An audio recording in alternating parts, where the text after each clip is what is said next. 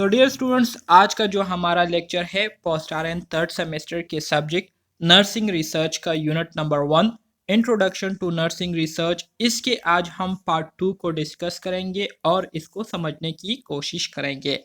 तो dear student, जैसे कि कल आप लोगों ने पढ़ लिया था नर्सिंग रिसर्च के बारे में आप लोग जो है कल पढ़ चुके हैं कि रिसर्च जो है ये हमारे साथ एक ऐसा प्रोसेस होता है जिसमें हम क्या करते हैं, जिसमें हमारे साथ पहले से मौजूद जो इंफॉर्मेशन होती है तो उस इंफॉर्मेशन पर हम दोबारा से क्या करते हैं, सोच विचार करते हैं।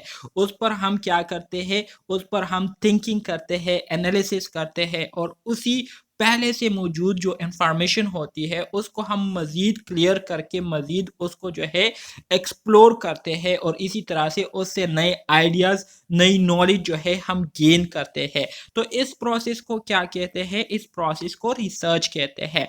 फिर इसी तरह से मैंने आपको नर्सिंग रिसर्च के हवाले से बताया था कि नर्सिंग रिसर्च जो है ये हमारे साथ नर्सिंग की एक स्पेशल फील्ड है जिसमें हम क्या करते हैं, जिसमें हम नर्सिंग फील्ड के हवाले से क्या करते हैं, न्यू न्यू आइडियाज़ डेवलप करते हैं, ठीक है, new new theories, new new models जो है वो बनाते हैं ताकि हमारी जो नर्सिंग प्रोसेस है या नर्सिंग प्रैक्टिस है इसमें क्या जाए, इसमें बेहतरी आ जाए और हमारी जो प्रैक्टिस है वो एविडेंस बेस्ड प्रैक्टिस हो जाए। तो इस अमल को हम क्या कहते हैं, इस अमल को हम नर्सिंग रिसर्च कहते हैं।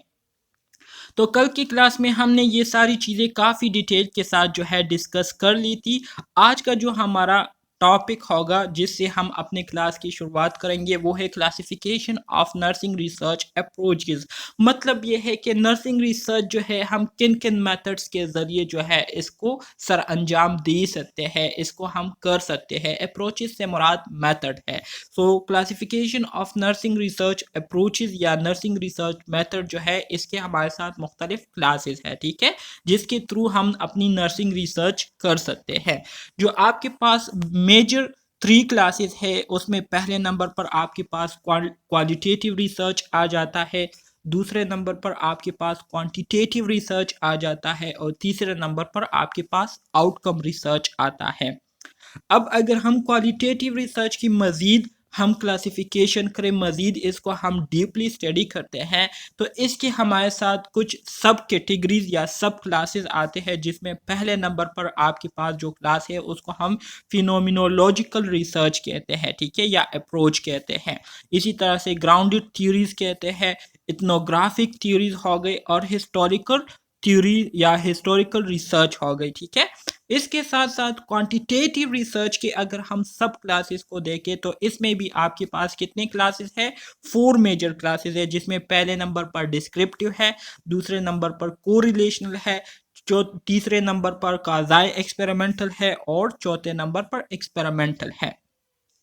अब इससे एमसीक्यूज आपके एग्जाम में कैसे आते हैं, इससे एमसीक्यूज आपके एग्जाम में ऐसे आते हैं, आपसे पूछ सकते हैं कि which how many classes of nursing research approaches are there. तो मेजर जो क्लासेस है वो कितने हैं, 3 है, क्वालिटेटिव रिसर्च, क्वांटिटेटिव रिसर्च और आउटकम रिसर्च। फिर इसी तरह से आपसे एमसीक्यूज पूछ सकते हैं कि which one of the following approach belong to qualitative research. तो इसमें आपको ऑप्शन दिए गए होंगे descriptive research, correlational research, quasi experimental research और एक ऑप्शन आपको दिया गया होगा ग्राउंडेड थ्योरी का या फिनोमिनोलॉजिकल थ्योरी का।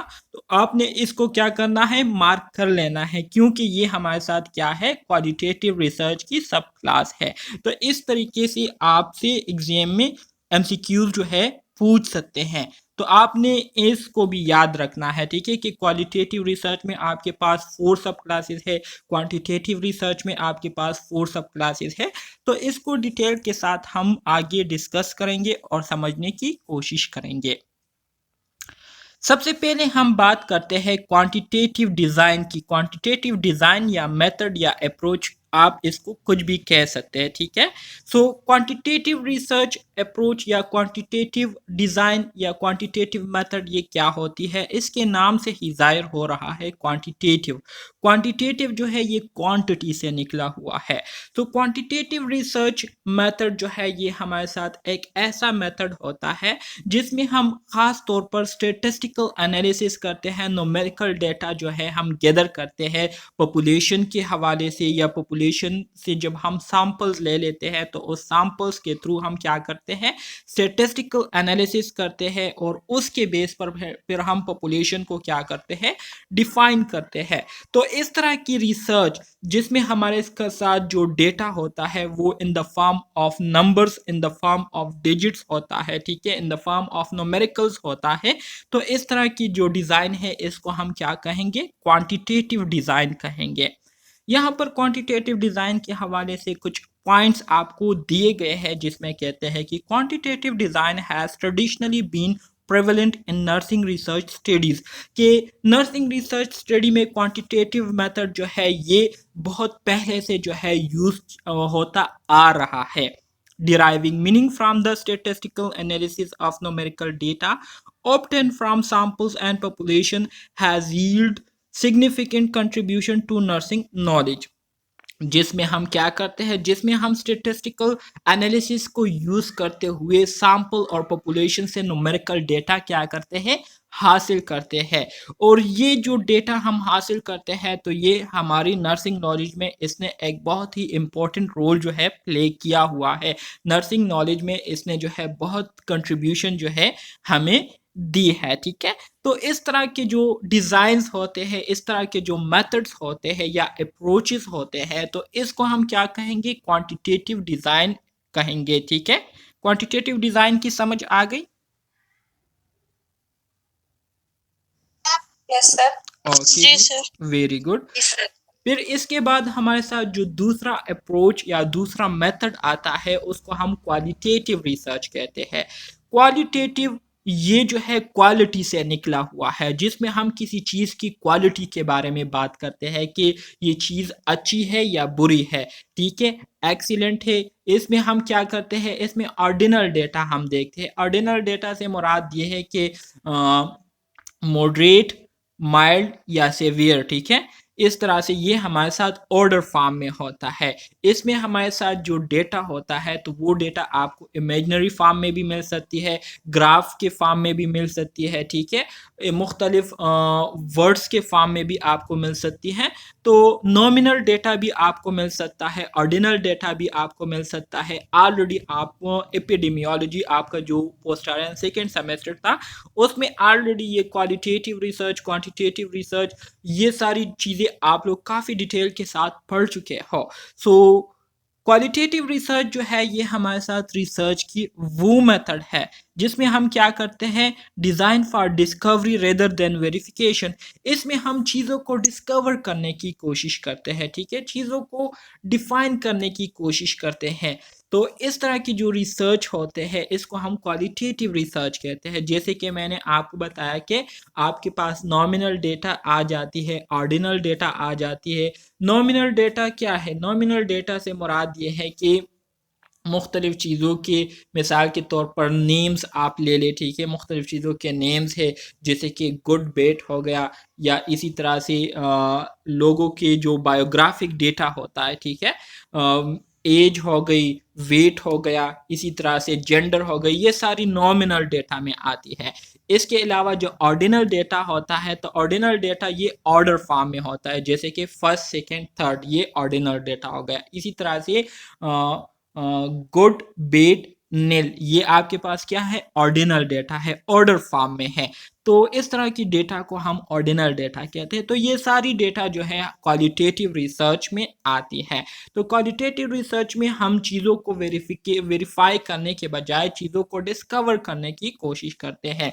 मतलब यह है कि वो चीज़ें जिसके बारे में हमें पता नहीं होता, हमारे पास इंफॉर्मेशन नहीं होती, नॉलेज अवेलेबल नहीं होती, तो उन चीज़ों के बारे में हम क्या करते हैं, उन चीज़ों के बारे में हम डिस्कशन करते हैं, उन चीज़ों के बारे में हम क्या करते हैं, कोशिश करते हैं कि उन चीज़ों को हम एक्सप्लोर करें, उसके हवाले से हम नॉलेज को गेन करें, ठीक है। तो इस तरह की जो रिसर्च होती है इसको हम क्वालिटेटिव रिसर्च कहेंगे।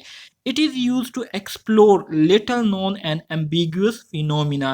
वही बात है जो कि अभी मैंने आपको बताई कि क्वालिटेटिव रिसर्च जो है इसको हम उन चीज़ों के लिए यूज़ करते हैं जिसके बारे में हमारे पास जो इंफॉर्मेशन होती है, जो नॉलेज होती है वो बहुत ज़्यादा महदूद होती है, कम होती है, या ऐसे फिनोमिना जिसके बारे में हमें पता नहीं होता या जिसके बारे में हम शक व शुबात में होते हैं। तो अपने शक व शुबात को क्लियर करने के लिए हम उस पर क्या करते हैं, स्टडी करते हैं और अपने जो डाउट है उसको क्लियर करते हुए उस चीज़ को एक्सप्लोर करते हैं, उसके हवाले से ज़्यादा इंफॉर्मेशन गेन करते हैं।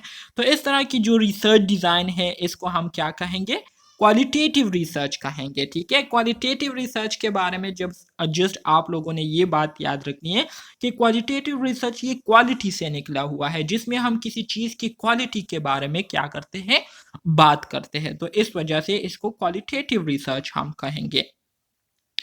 फिर इसी तरह से क्वालिटेटिव रिसर्च की अगर हम बात करें तो इसमें हम किन चीज़ों पर फोकस करते हैं, तो मैंने आपको अभी बताया कि qualitative research focuses on what is their nature. किसी चीज़ के बारे में आप जानने की कोशिश करते हैं कि ये किस किस्म की नेचर की चीज़ है, मतलब अच्छी नेचर की चीज़ है या बुरे नेचर की चीज़ है, ठीक है, या मॉडरेट है, दरमियाना है। तो इसके नेचर के बारे में हम क्या करते हैं, जानने की कोशिश करते हैं। व्हाट आर दे लाइक, किस चीज़ की तरह ये दिखाई देती है, ठीक है, किस चीज़ की तरह जो है ये काम करती है। तो कंपैरिजन इसमें हम क्या करते हैं, क्वालिटेटिव रिसर्च में करते हैं। हाउ दे बी डिस्क्राइब, किस तरह से इसको हम डिफाइन कर सकते हैं, इसकी वजाहत कर सकते हैं, ठीक है। तो ये सारी चीज़ें जो है आप क्वालिटेटिव रिसर्च में इन सवालात के जवाबात क्या करते हैं, ढूंढने की कोशिश करते हैं। इसके अलावा it often involves the view sir or आवाज बंद हो गई आपकी। it often involves the view or internal world of participant and include data generated through interviews and focus group। इसी तरह से जो क्वालिटेटिव रिसर्च होता है तो इसमें हम जो डेटा हासिल करते हैं, डेटा जनरेट करते हैं, तो वो किस चीज़ के ज़रिए करते हैं, इंटरव्यूज़ के ज़रिए लोगों से इंटरव्यूज़ करते हुए फोकस ग्रुप में जो डिस्कशन हो रही होती है उससे हम डेटा गैदर करते हैं। इसके अलावा एक पेशेंट जो है वो अपने इर्द गिर्द माहौल के बारे में किस तरह से सोचते हैं, उनके क्या फीलिंग्स है, वो किस तरह से चीज़ों को एक्सपीरियंस कर रहे हैं, ठीक है, वो किस तरह से उस सिचुएशन में बिहेव कर रहे हैं। तो ये सारी चीज़ें जो है हम क्वालिटेटिव रिसर्च में क्या करते हैं, स्टडी करते हैं, देखते हैं, इसके हवाले से डेटा हम गैदर करते हैं। सही है। अच्छा जी, इसके बाद हमारे साथ जो अगली टर्म आती है वो है क्वांटिटेटिव रिसर्च। क्वांटिटेटिव रिसर्च में हम किन चीज़ों पर फोकस करते हैं, quantitative research focus on how many are there. How many are there मतलब यह है कि उसकी तादाद के बारे में हम जानने की कोशिश करते हैं, क्योंकि क्वांटिटेटिव ये क्वांटिटी से निकला हुआ है। तो इसमें हम ज़्यादातर न्यूमेरिकल या जो स्टेटिस्टिकल इंफॉर्मेशन होती है, डेटा होता है, उसको हम ज़्यादातर स्टडी करते हैं। तो हाउ मेनी आर देयर, कितने थे, ठीक है, या ये चीज़ें कितने हैं, इसके बारे में जवाब ढूंढते हैं। What are the statistical pattern, किस पैटर्न के साथ जो है डेटा आपके पास मौजूद है, ठीक है, जो स्टेटिस्टिकल डेटा है। तो इस तरह की जो इंफॉर्मेशन है ये हम क्वालिटेटिव रिसर्च में क्या करते हैं, गेन करने की कोशिश करते हैं। It generally takes the form of numbers and their analysis involve counting और quantifying these to draw conclusion. जाहिर बात है हमारे साथ जो डेटा आती है क्वांटिटेटिव रिसर्च में तो वो हमारे साथ नंबर के फॉर्म्स में होती है, ठीक है, 1 2 3 4 5 6 7 8 9 10 नंबर्स के फॉर्म में होती है। और इसी तरह से इसकी हम काउंटिंग करते हुए इसको हम क्वांटिफाई करते हुए फिर इसी नंबर से हम क्या करते हैं, कंक्लूजन हासिल करते हैं, रिजल्ट्स जो है वो हासिल करते हैं।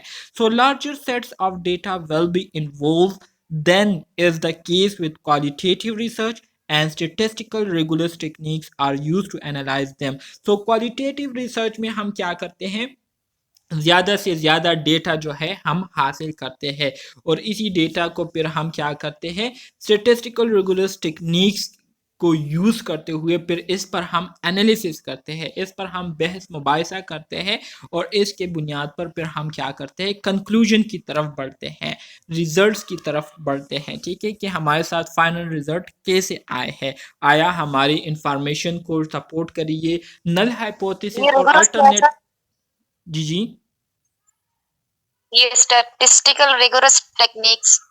स्टेटिस्टिकल रिगोरस टेक्निक्स से मुराद ये है कि ऐसे टेक्निक जो कि हमारे साथ कम्प्लेक्स टेक्निक्स होते हैं, तो उस कम्प्लेक्स टेक्निक्स को यूज़ करते हुए हम क्या करते हैं, जो डेटा हमने हासिल किया होता है क्वालिटेटिव रिसर्च के ज़रिए, तो उसकी हम एनालिसिस करते हैं और उससे फिर हम क्या करते हैं, कंक्लूजन हासिल करते हैं। सही है? जी सर, ये थोड़ा सा इसको रिपीट कीजिएगा sir. Larger set of data will B involved sir, ये वाला।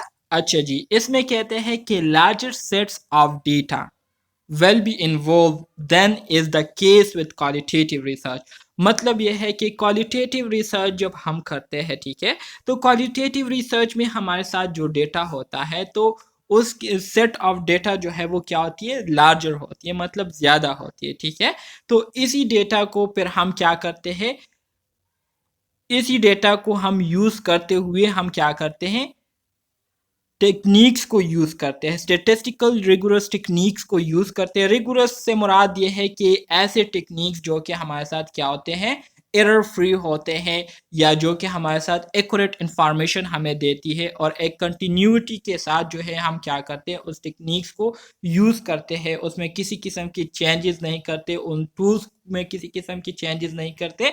तो इसको यूज़ करते हुए जो डेटा हमने हासिल किया होता है क्वालिटेटिव रिसर्च के ज़रिए, जो कि हमारे साथ लार्ज सेट ऑफ डेटा होती है, मतलब बहुत ज़्यादा इंफॉर्मेशन होती है हमारे साथ, तो उसकी एनालिसिस हम करते हैं। तो ये मतलब है इसका। Clear sir, thank you. अच्छा जी, यस मजीद सर। आगे बढ़ते हैं आउटकम रिसर्च की तरफ। आउटकम रिसर्च ये तो आप सबको आता होगा, इसके नाम से ही आपको जाहिर हो रहा होगा कि रिसर्च के ज़रिए हमने जो इंफॉर्मेशन हासिल की होती है, उस पर हम सोच विचार करने के बाद, सारी चीज़ें करने के बाद, उसका आखिर में हमारे साथ जो रिज़ल्ट आता है, तो उस रिज़ल्ट को हम क्या करते हैं, आउटकम रिसर्च के ज़रिए उसको क्या करते हैं, डिस्क्राइब करते हैं कि जितना भी रिसर्च हमने किया, तो इस रिसर्च से हमें क्या रिजल्ट मिला, क्या आउटकम हमें मिला, हमने क्या अचीवमेंट हासिल की है। तो इस तरह की रिसर्च को हम क्या कहेंगे, आउटकम रिसर्च कहेंगे। यहाँ पर कहते हैं कि it focus on examining the end result of care and determining the changes in health status for the participant. जाहिर बात है, जब हम रिसर्च कर रहे होते हैं, तो रिसर्च में हमारे साथ कौन होते हैं, एक रिसर्चर होता है और पार्टिसिपेंट होते हैं। तो रिसर्चर क्या करते हैं, पार्टिसिपेंट पर मुख्तलिफ किस्म के एक्सपीरियंस करते हैं और पेशेंट। जी, पेशेंट हाँ जी, सर, पेशेंट। सॉरी, पेशेंट भी आप कह सकते हैं, पार्टिसिपेंट, पेशेंट से मुराद पार्टिसिपेंट ही होता है जो कि रिसर्च में आपके साथ कोलेबरेट कर रहे होते हैं ना। तो पार्टिसिपेंट से मुराद मतलब वो पेशेंट जो कि आपके साथ रिसर्च में होते हैं, उनको हम पार्टिसिपेंट कहते हैं, जिन्होंने पार्ट लिया होता है, हिस्सा लिया होता है रिसर्च में। तो पेशेंट जो है, उसकी हम क्या करते हैं, उस पर हम मुख्तलिफ टेक्निक्स जो है वो अप्लाई करते हैं, मुख्तलिफ एक्सपेरिमेंट हम उन पर करते हैं।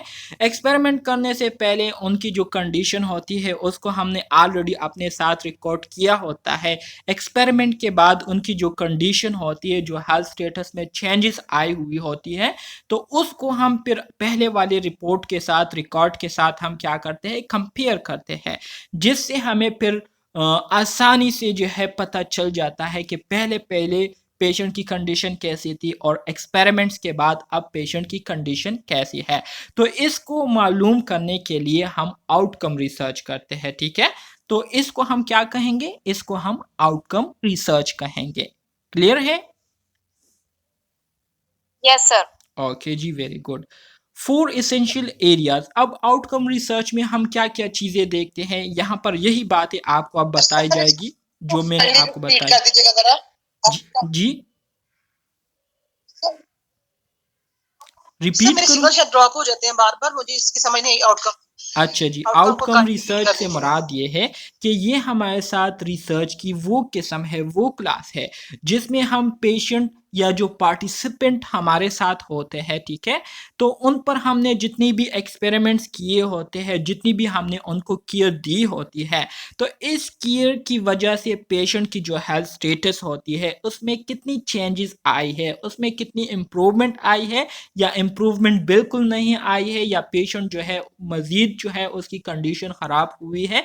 तो इसको जानने के लिए हम जो रिसर्च करते हैं, ठीक है, तो इसको हम क्या कहेंगे, इसको हम आउटकम रिसर्च कहेंगे, ठीक है। सिंपल अल्फाज में आउटकम रिसर्च का मतलब ये है कि जो रिसर्च आपने किया होता है उसके जो नताइज होते हैं उसको जब आप फाइंड आउट करते हैं, तो जो प्रोसेस आप कर रहे होते हैं उसको हम आउटकम रिसर्च कहेंगे।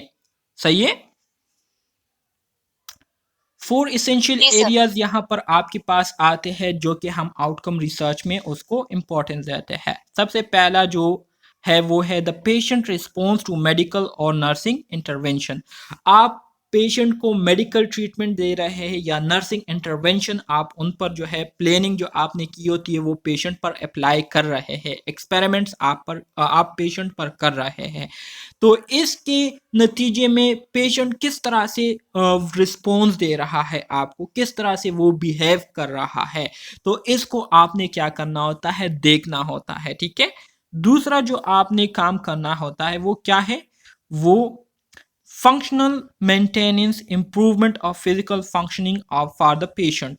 इसी तरह से जब आप इंटरवेंशन दे रहे होते हैं तो जाहिर बात है टाइम के साथ साथ आप जो है उनको देख रहे होते हैं कि जो मैं केयर दे रहा हूँ पेशेंट को या दे रही हूँ पेशेंट को, ठीक है, तो इससे आया मेरे पेशेंट की जो हेल्थ स्टेटस है इसमें इम्प्रूवमेंट आ रही है या नहीं, या हेल्थ जो है वो मेंटेन है या नहीं, फंक्शन जो है उसी तरह से मेंटेन है या नहीं, तो इसको आप क्या करते हैं, देखते हैं। इसी तरह से financial outcomes achieved with the provision of health care services. Health care services देने की बाद, हेल्थ केयर सर्विसेज जो है पेशेंट को प्रोवाइड करने के बाद आया जो फाइनेंशियल आउटकम है पेशेंट की वो अचीव हुई है या नहीं। फाइनेंशियल आउटकम से मुराद ये है कि पेशेंट जो है वो इस काबिल हो चुका है कि वो खुद से अपनी जो सोशल एक्टिविटीज़ है वो परफॉर्म करने के काबिल है या नहीं, या खुद से अपनी ज़रूरियात पूरी करने के काबिल हो चुके हैं या नहीं, तो इसको कहते हैं फाइनेंशियल आउटकम, ठीक है। ये मतलब भी आप इससे ले सकते हैं, और इससे आप ये मतलब भी ले सकते हैं कि जो एक्सपेंसेस उन्होंने केयर पर लगाई थी, ठीक है, नर्सिंग केयर पर लगाई थी या अपने हेल्थ के लिए उन्होंने जो खर्चा किया था, तो आया उस खर्चे जिसे हम कोस्ट इफेक्टिव थेरेपी कहते हैं ना, तो कोस्ट इफेक्टिव थेरेपी पेशेंट को मिली है या नहीं, तो ये हम देखते हैं। इसके अलावा patient satisfaction with the health outcome care receive and health care provider जो कि केयर दे रहे होते हैं पेशेंट को, तो आया इस केयर से पेशेंट सेटिस्फाई है या नहीं, पेशेंट की जो हेल्थ स्टेटस है उसमें बेहतरी आई है या नहीं। तो ये 4 चीज़ें जो है हम आउटकम रिसर्च में क्या करते हैं, देखते हैं, इसको हम कंसीडर करते हैं, तभी हम क्या करते हैं, अपने आखिरी रिजल्ट की तरफ बढ़ते हैं, ठीक है। तो इसको हम क्या कहेंगे, इसको हम आउटकम रिसर्च कहेंगे। इसमें कोई कंफ्यूजन है? No sir. No sir. No sir. Very good, very good. Qualitative research को मज़ीद आगे डिस्क्राइब करते हैं। यहाँ पर क्वालिटेटिव रिसर्च में दोबारा आपको बताया जा रहा है कि क्वालिटेटिव रिसर्च में आखिर हम किस चीज़ के बारे में रिसर्च करते हैं। So qualitative research is use to ascertain people feelings, opinions, behaviour, attitude और बिलीव एंड प्रॉब्लम्स।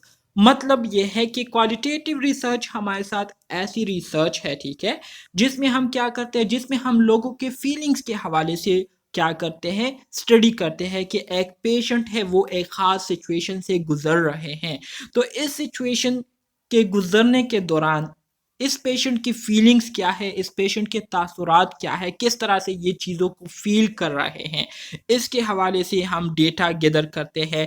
फिर पेशेंट के ओपिनियंस क्या है, ठीक है, नज़रियात या आइडियाज़ या ख्यालात क्या है इस सिचुएशन के हवाले से, ठीक है, किस तरह से इस खास सिचुएशन को पेशेंट बर्ताव कर रहा है, रिस्पॉन्स दे रहा है, बिहेवियर इनका कैसे है, आया उस पेशेंट वो पेशेंट जो है इस सिचुएशन को हैंडल करने की काबिलियत रख रहे हैं या नहीं, इरिटेट हो रहे हैं इस सिचुएशन से, किस तरह का रवैया या बिहेवियर जो है पेशेंट ने इख्तियार किया है, इस एटीट्यूड क्या है या बिलीव पेशेंट के ख्यालात क्या है या पेशेंट किस तरह से बिलीव कर रहा है इन हालात के बारे में, प्रॉब्लम किस तरह के प्रॉब्लम पेशेंट को फेस करने पड़ रहे हैं। तो ये सारी चीज़ें जो है हम क्वालिटेटिव रिसर्च में क्या करते हैं, इसके बारे में हम स्टडी करते हैं, इसको हम जानने की कोशिश करते हैं क्वालिटेटिव रिसर्च के ज़रिए। सही है? Yes sir. जी सर। अच्छा जी, फिर क्वालिटेटिव रिसर्च के हमारे साथ सब क्लासेस आते हैं। तो सबसे पहला जो क्लास है क्वालिटेटिव रिसर्च का, ये है फिनोमिनोलॉजिकल रिसर्च डिज़ाइन। फिनोमिनोलॉजिकल जो है ये फिनोमिना से निकला हुआ है। फिनोमिना कैसे कहते हैं? फिनोमिना से मुराद कोई प्रोसेस, कोई ऑपरेशन, मतलब कोई प्रोसेस हो, ठीक है, कोई काम, कोई टेक्निक हो, तो इसको हम फिनोमिना कहते हैं।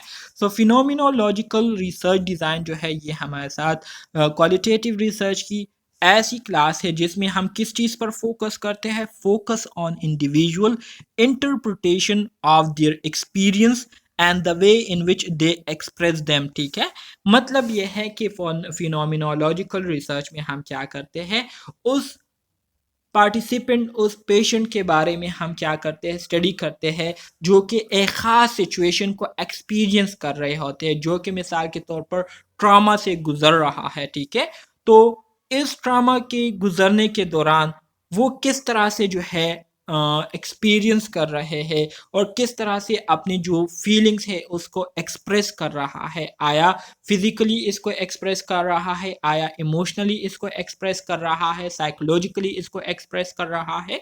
तो ये सारी चीज़ें जो है हम फिनोमिनोलॉजिकल डिज़ाइन के थ्रू हम क्या करते हैं, डेटा गैदर करते हैं। ठीक है, फिर इसी तरह से हमारे साथ जो दूसरी क्लास आती है क्वालिटेटिव रिसर्च की, इसको हम ग्राउंडेड थ्योरी कहते हैं।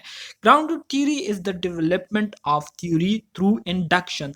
मतलब ये है कि मुख्तलिफ स्टडीज़ करते हुए हम क्या करते हैं, थ्योरीज़ को डेवलप करते हैं कि किस तरह से हम मुख्तलिफ सिचुएशन में पेशेंट को डील कर सकते हैं, किस तरह की हमारी नर्सिंग इंटरवेंशन होनी चाहिए, किस तरह से हमारी नर्सिंग केयर होनी चाहिए। तो इसके हवाले से हम ग्राउंडेड थ्योरी में क्या करते हैं, मुख्तलिफ स्टडीज़ को पढ़ते हैं। ठीक है, मुख्तलिफ रिसर्चेस को हम क्या करते हैं, स्टडी करते हैं, और उसी रिसर्चेस के बेस पर फिर हम न्यू रिसर्च क्या करते हैं, जनरेट करते हैं, जिसको हम फिर ग्राउंडेड थ्योरी कहते हैं।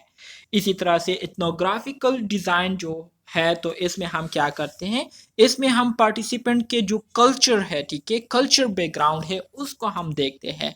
ठीक है, तो कल्चरली हम क्या करते हैं, पार्टिसिपेंट के हवाले से स्टडी करते हैं और जो डेटा है उसको हम हासिल करते हैं। तो इथनोग्राफिकल डिज़ाइन जो है ये आपके पास क्या है, ये क्वालिटेटिव रिसर्च की सब क्लास है। इसके बारे में कोई कंफ्यूजन है? No sir. No sir. Very good. अच्छा जी, अब आ जाते हैं क्वालिटेटिव रिसर्च की हमारे साथ जो अगली क्लास है, जिसको हम हिस्टोरिकल रिसर्च या केस स्टडी कहते हैं। केस स्टडी इसके नाम से ही आपको जाहिर हो रहा होगा। केस, केस किसे कहते हैं, मतलब कोई आपके पास कोई डिजीज़ आए हो, कोई ऐसा पेशेंट आया हो जिनको ऐसी बीमारी लगी हो जो कि बहुत ज़्यादा रेयर हो, जिसके बारे में ज़्यादातर लोगों को पता नहीं होता। तो ऐसे एक केस आपके पास आता है और उस केस के बारे में आप क्या करते हैं, स्टडी करना शुरू कर देते हैं, रिसर्च करना शुरू कर देते हैं।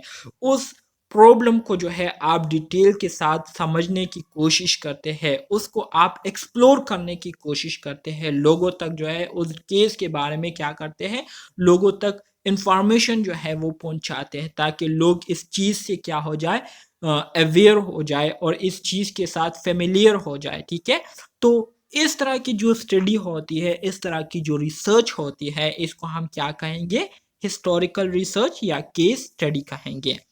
Focuses on one phenomena to understand in depth regardless of the number of person or site in the study। ठीक है, वही बात है जो कि मैंने आपको बताई कि इसमें हम एक फिनोमिना पर एक टाइम पर हम एक ही चीज़ को एक ही केस को क्या करते हैं स्टडी करते हैं, लेकिन इस तरह से स्टडी करते हैं कि उसको हम मुकम्मल तौर पर उसमें हम अपने आप को इन्वॉल्व कर लेते हैं और डीपली जो है उसको हम मुकम्मल तौर पर उस फिनोमिना को समझने की कोशिश करते हैं। तो इसको हम क्या कहेंगे, केस स्टडी या हिस्टोरिकल रिसर्च कहेंगे। क्लियर है? जी सर। सर जैसे कि सर इसके स्टडी में जैसे कि 2019 में जब कोरोना न्यू स्टार्ट हुआ था तो उसके ऊपर उन लोगों ने जब काम तरह का फिनोमिना हो बिल्कुल सकता है। बिल्कुल आ जाती है, क्योंकि 2019 में या 2019 में हमारे साथ जब कोरोना केसेस आए थे तो ये हमारे लिए रेयर केसेस थे। इससे पहले इस तरह की कोई केस जो है हमें नहीं मिली थी। तो इस पर लोगों ने फिर स्टडी करना शुरू की थी कि डिटेल के साथ उस पर स्टडी शुरू की। पहले लोग कह रहे थे कि लोग क्या करते हैं, कुछ चीज़ें उन्होंने कहा, फिर लोगों ने जब रिसर्च की कहा कि चमगादड़ के खाने की वजह से ये हुआ है। तो अल्लाह को पता है कि ये किस चीज़ की वजह से हुआ है, लेकिन कंफर्म किसी को भी पता नहीं है। लेकिन आप बिल्कुल ये कह सकती है कि ये हमारे साथ जो स्टडी थी ये केस स्टडी थी, क्योंकि उस टाइम पूरी दुनिया जो है एक ही चीज़ को स्टडी कर रहे थे और वो क्या था, कोरोना वायरस था। कोरोना वायरस को स्टडी कर रहे थे, उसके बारे में रिसर्च कर रहे थे कि ये किस तरह से फैल गया है, इसके साइंस सिम्टम्स क्या है, ये किस तरह से लोगों को मुतासिर करता है। ठीक है, ये सारी चीज़ें आपको अगर आप को याद हो तो स्टार्ट में किसी को भी पता नहीं था। जैसे ही टाइम गुजरता गया तो लोगों को जो है इसके बारे में अवेयरनेस होना शुरू हुई, लोगों को आहिस्ता आहिस्ता इसके बारे में पता चलना शुरू हुआ। ठीक है, तो इसको आप केस स्टडी बिल्कुल कह सकते हैं।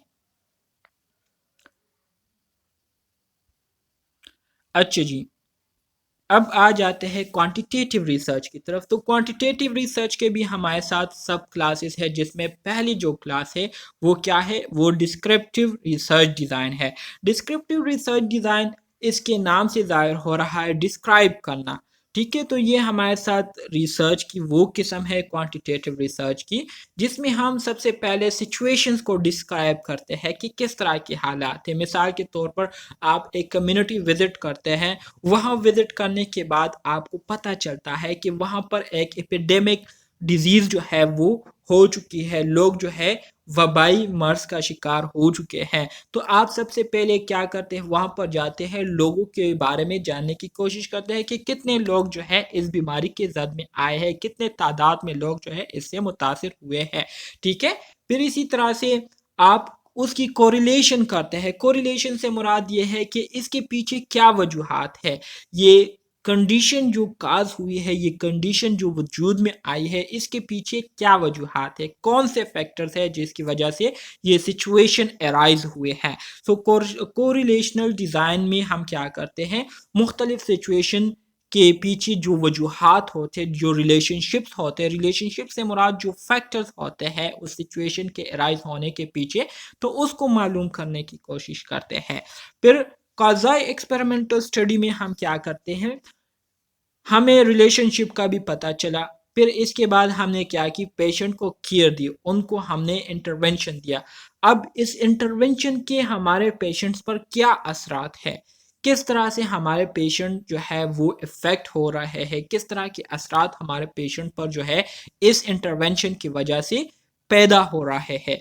तो काज़ा एक्सपेरिमेंटल स्टडी में हम क्या करते हैं, उस इफ़ेक्टिवनेस को मालूम करते हैं इंटरवेंशंस के, जो कि हमने अपने पार्टिसिपेंट अपने पेशेंट को दिए होते हैं। ठीक है, और लास्ट में हमारे साथ एक्सपेरिमेंटल है। तो एक्सपेरिमेंटल में हम क्या करते हैं, producing positive outcome against control. Experimental में हम क्या करते हैं, एक्सपेरिमेंटल में फिर हम जो डेटा हमने गैदर किया होता है, ठीक है, तो उसको हम प्रैक्टिकली अपने पेशेंट पर अप्लाई करते हैं और उससे हम पॉजिटिव आउटकम हासिल करने की कोशिश करते हैं। तो इसको हम क्या कहेंगे, ये हमारे साथ एक्सपेरिमेंटल डिज़ाइन हो जाएगा क्वांटिटेटिव रिसर्च का। क्लियर है?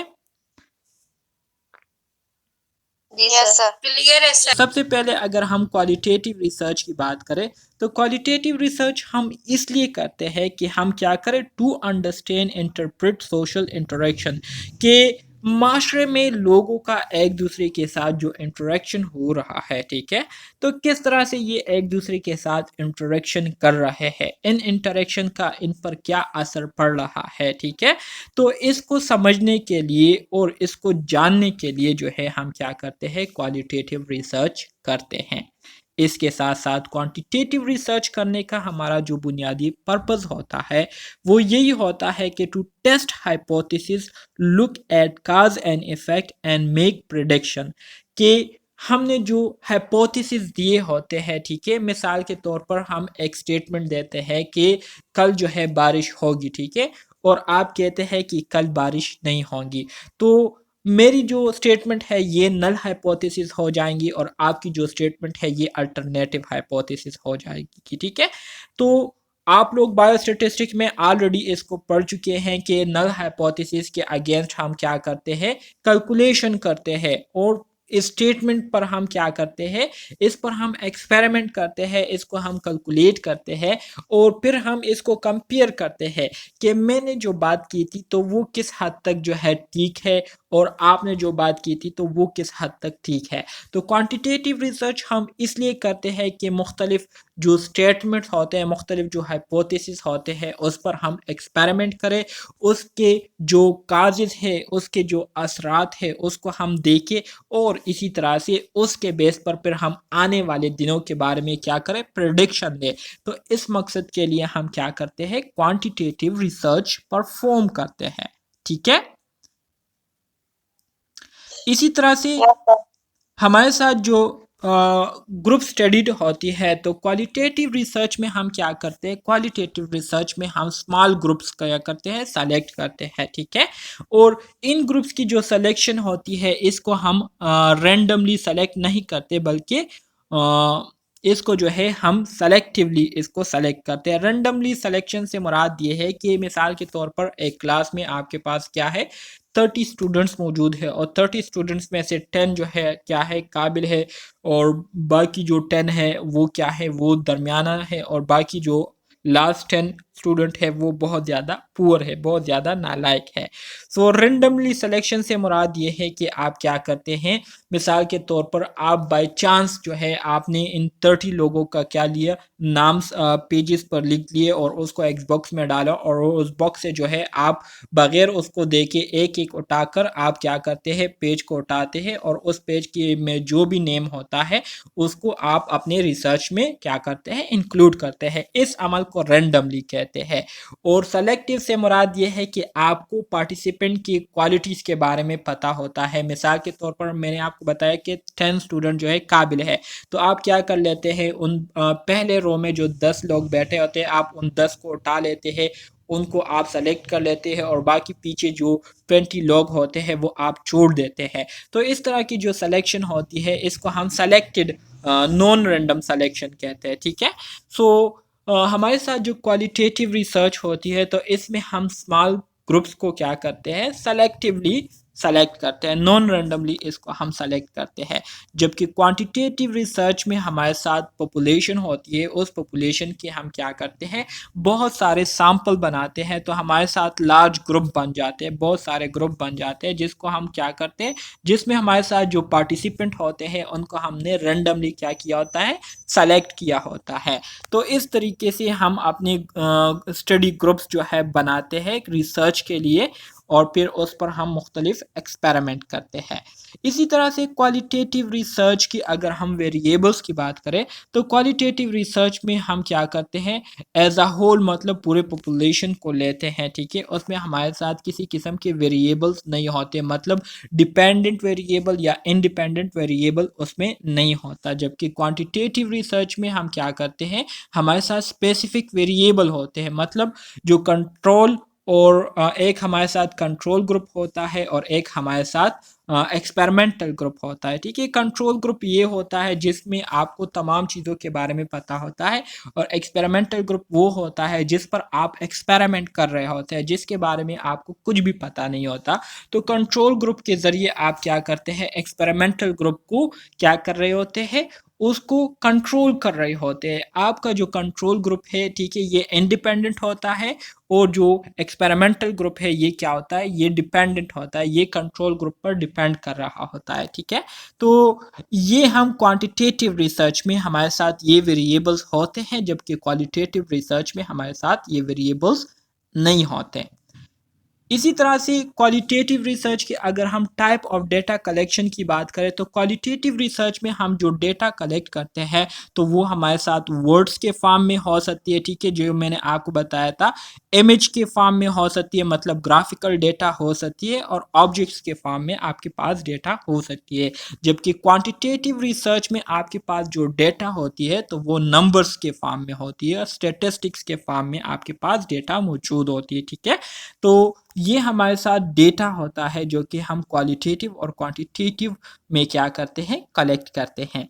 इसी तरह से form of data collect, qualitative research में हम किस तरह के डेटा को कलेक्ट करते हैं। So qualitative data based on open ended responses, interviews, participant observation, field notes and reflection. Qualitative research में हम जो डेटा कलेक्शन करते हैं तो वो ओपन एंडेड क्वेश्चन के थ्रू कलेक्ट करते हैं, इंटरव्यूज़ करते हैं पार्टिसिपेंट से, पार्टिसिपेंट को ऑब्जर्व करते हैं, फील्ड नोट्स करते हैं, मतलब उस कम्युनिटी विजिट करते हैं, वहाँ की हम क्या करते हैं, ऑब्जर्वेशन करते हैं।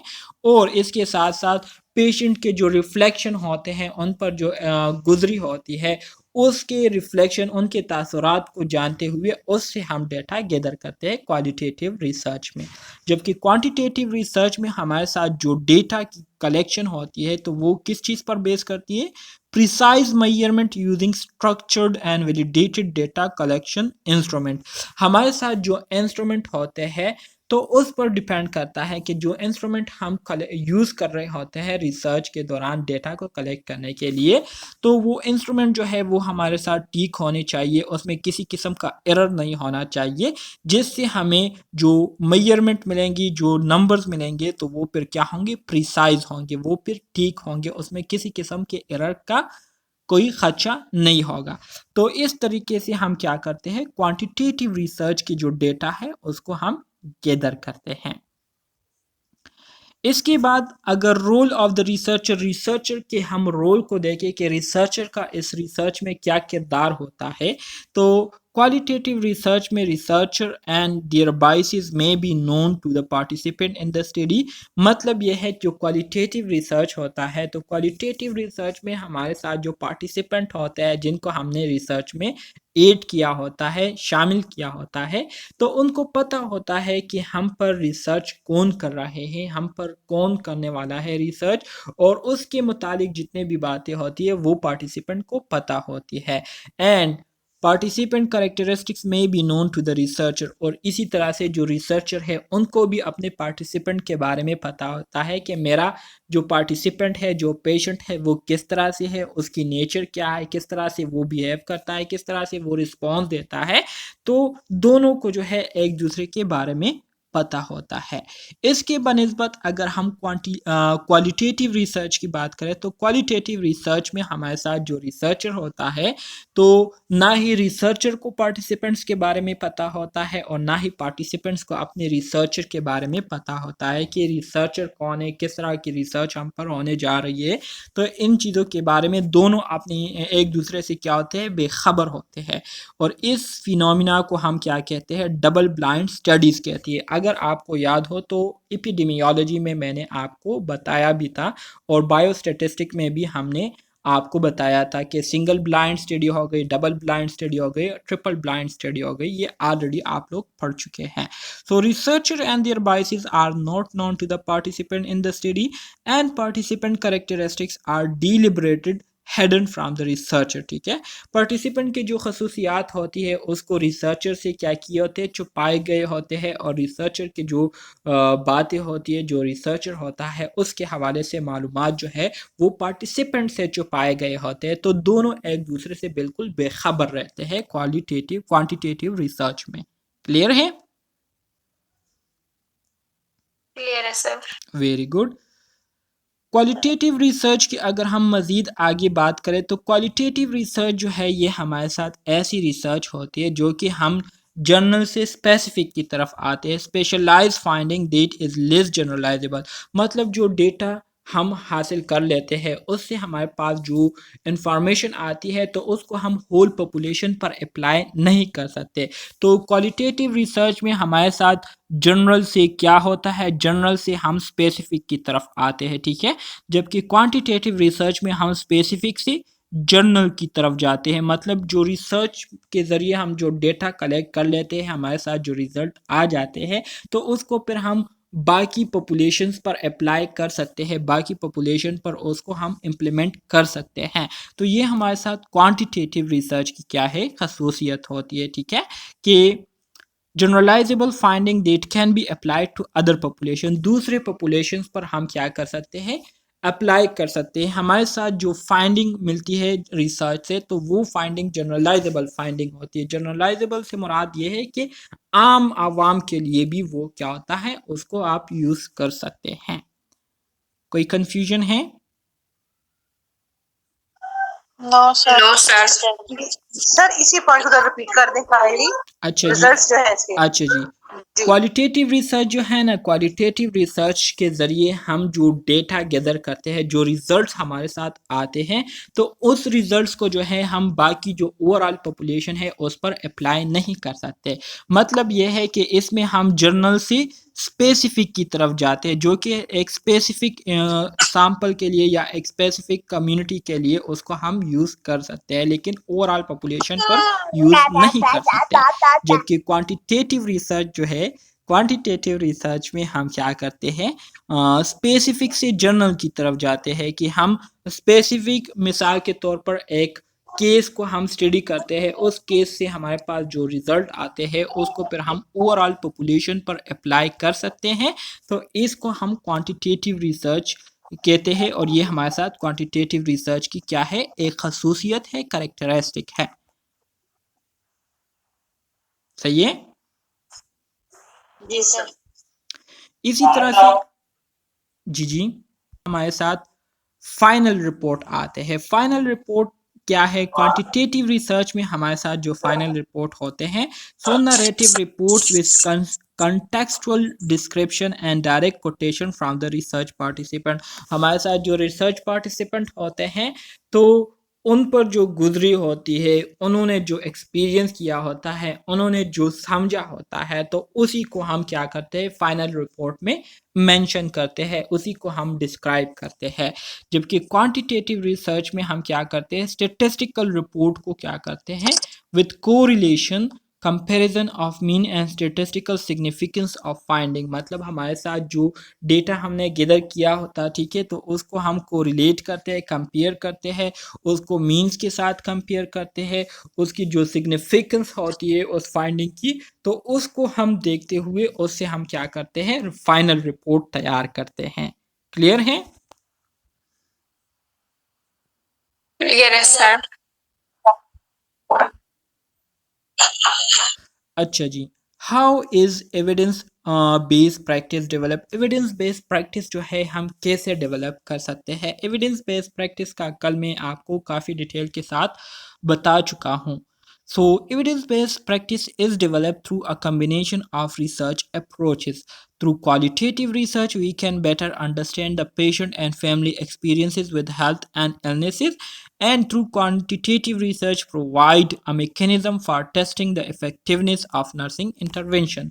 Evidence-based practice जो है ये हम मुख्तलिफ तरीकों को इकट्ठे करते हुए इसको डेवलप कर सकते हैं। एविडेंस बेस्ड प्रैक्टिस हम कर सकते हैं, जैसे कि क्वालिटेटिव रिसर्च के ज़रिए जो है हम किसी पेशेंट या उसकी जो फैमिली जो एक्सपीरियंस कर रही होती है सेहत या इलनेस के हवाले से, ठीक है, तो उसको हम बेहतर तरीके से जो है क्वालिटेटिव रिसर्च के ज़रिए अंडरस्टैंड करते हुए फिर क्वांटिटेटिव रिसर्च के ज़रिए मुख्तलिफ मैकेनिज़्म को यूज़ करते हुए उसी डेटा पर हम क्या करते हैं, एक्सपेरिमेंट्स करते हैं, और उस एक्सपेरिमेंट्स के जो इफ़ेक्टिवनेस होती है, जो इफ़ेक्ट्स होते हैं, उसको हम क्या कर सकते हैं, क्वांटिटेटिव रिसर्च के ज़रिए आइडेंटिफाई कर सकते हैं।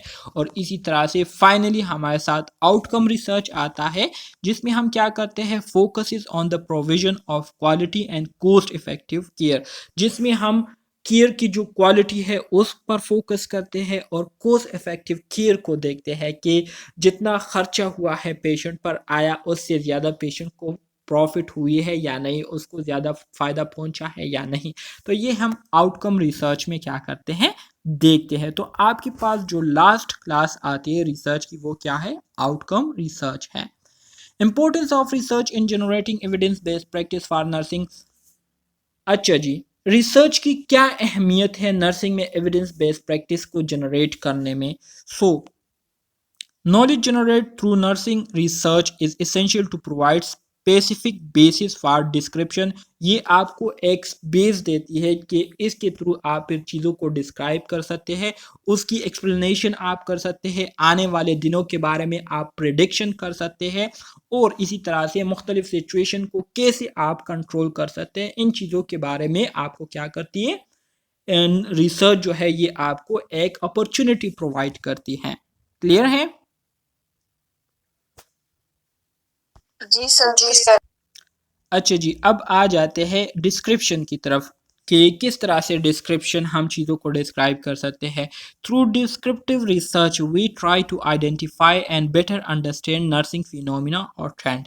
डिस्क्रिप्टिव रिसर्च के ज़रिए जो है हम क्या करते हैं, कोशिश करते हैं कि जितने भी हमारे इन्वायरमेंट में मुख्तलिफ फिनोमिनाज हो रहे हैं, हॉस्पिटल में मुख्तलिफ हमारे साथ जो नर्सिंग फिनोमिनाज या जो ट्रेंड्स होते हैं उसको हम आइडेंटिफाई करने की कोशिश करते हैं और उसको समझने की कोशिश करते हैं। कैसे समझने की कोशिश करते हैं, उसको डिस्क्राइब करते हैं, उसके हवाले से हम क्या करते हैं, वजाहत देते हैं, सोच विचार उस पर करते हैं। जैसे कि a qualitative study was conducted in order to describe the experiences, belief, and perception of intensive care unit nurse on the management of pain, education, and delirium in critical ill patient. मिसाल के तौर पर आप एक nurse के पास जाती है जो कि इंटेंसिव केयर यूनिट में क्या कर रही है, ड्यूटी परफॉर्म कर रही है, और आप उनसे पूछती है कि इंटेंसिव केयर यूनिट में आप जब पेशेंट को मैनेज करती है तो उनके पेन को आप किस तरह से मैनेज करती है, एजिटेशन हो गई, डिलीरियम, ये आप कैसे मैनेज करती है एक क्रिटिकली इल पेशेंट की। तो वो आपको जो है इसके हवाले से आपको डिटेल के साथ बताते हैं, ठीक है, कि किस तरह से मैं इसको मैनेज करता हूँ।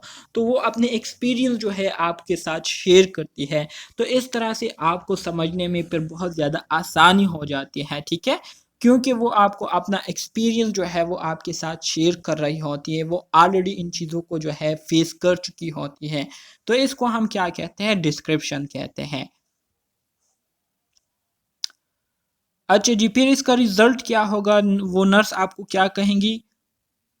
The result from this study describe that ICU nurses have differing perspective on optimal PAD। PAD किसे कहते हैं, पेन हो गया, ठीक है, इसी तरह से आपके पास एजिटेशन हो गई, और डी से मुराद डिलीरियम मैनेजमेंट। सो मुख्तलिफ इंटेंसिव केयर यूनिट में जो नर्सिस होते हैं उनके अपने मुख्तलिफ परस्पेक्टिव होते हैं। हर एक नर्स जो है वो अपने तरीके से क्या करती है, अपने पेशेंट को डील करती है। मतलब मेथड वही होता है लेकिन तरीका वही होता है, लेकिन उनका जो डील करने का तरीका होता है वो दूसरे नर्सेस से क्या होता है, डिफरेंट होता है। This study provide various improvement strategies for the optimization of paid management which will be important to consider in future practice changes to enhance paid management। ज़ाहिरी बात है जब आप बहुत सारे ICU नर्सिस से यही क्वेश्चन करते हैं तो आपको मुख्तलिफ नर्सिस के मुख्तलिफ जो पॉइंट ऑफ व्यूज़ है वो आपके पास आ जाती है डेटा के फॉर्म में। तो इन सारे डेटा को फिर आप एक दूसरे के साथ कंपेयर करती है और फिर आप इस पर सोच विचार करती है, जिससे आप एक इफ़ेक्टिव रिज़ल्ट जो है निकाल लेती है, और इस तरह से इसको फिर आप अपने फ्यूचर आने वाले दिनों में जो है इसको यूज़ करती है, जिससे आपका जो पेड मैनेजमेंट है वो क्या हो जाता है, उसमें इम्प्रूवमेंट आ जाती है। तो इस तरीके से रिसर्च जो है हमें बहुत ज़्यादा मदद देती है एविडेंस बेस्ड प्रैक्टिस में काम करने के लिए, ठीक है।